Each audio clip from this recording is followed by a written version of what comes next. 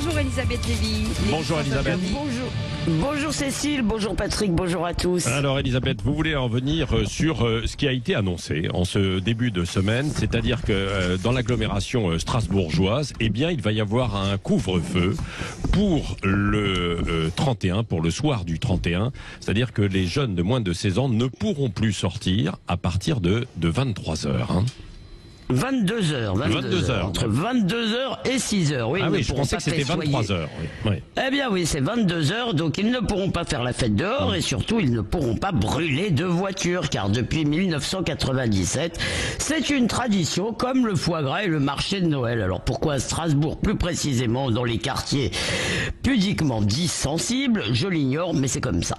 Alors pourquoi les moins de 16 ans? Parce qu'en fait ils ne sont certainement pas les seuls à brûler des voitures et des abribus et du mobilier urbain, ni à s'en prendre aux pompiers ou aux policiers, mais pour eux, enfin je suppose, c'est que pour eux la sanction pénale est pratiquement inexistante. Autrement dit, notre droit n'est pas adapté au nouveau visage de la délinquance, parce que si un jeune de 15 ans peut attaquer des policiers, brûler les voitures ou vendre de la drogue, un agissement qui était autrefois réservé à l'âge adulte, eh bien il peut être jugé et sanctionné comme un adulte, à charge évidemment pour les magistrats de moduler leur sévérité en fonction de l'âge si le juge utile. Oui, donc dans l'état actuel du droit, cette mesure n'est pas absurde, Elisabeth. Bon, alors absurde, je n'irai pas juste...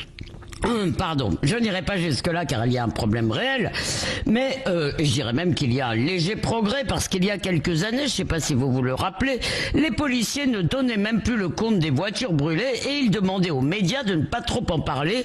Vous savez pourquoi? Pour ne pas nourrir une compétition du crime entre les cités. C'était à celle qui causerait le plus de destruction, preuve de la sottise abyssale des auteurs. Alors bref, en gros, il fallait casser le thermomètre vu qu'on ne savait pas faire tomber la fièvre. Donc c'est peut-être un peu mieux. Cependant, cette mesure de couvre-feu est doublement problématique. D'abord, c'est un aveu d'impuissance, vu qu'on ne peut pas empêcher ce vandalisme qui, au passage, frappe surtout des pauvres qui ont absolument besoin de leur voiture. Eh bien, vu qu'on ne peut pas l'empêcher, et on prend ce couvre-feu. Et d'ailleurs, cette mesure ne l'empêchera pas non plus. Les plus de 16 pourront continuer.